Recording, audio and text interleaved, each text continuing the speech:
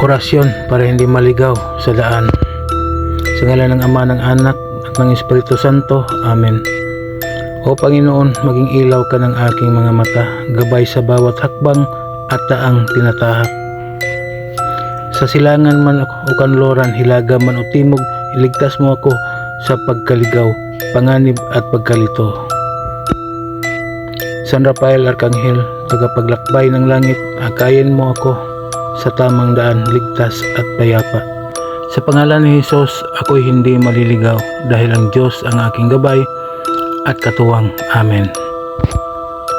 Bigkasin lamang ang mga orasyon na sumusunod ng 3 beses at iihip mo sa iyong sarili sa may bandang dibdib.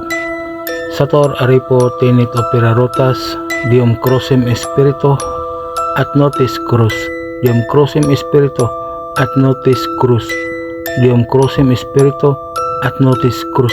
Amen. Usalin mo ang orasyon na ito kung sa tingin mo na ikaw ay naliligaw sa isang lugar.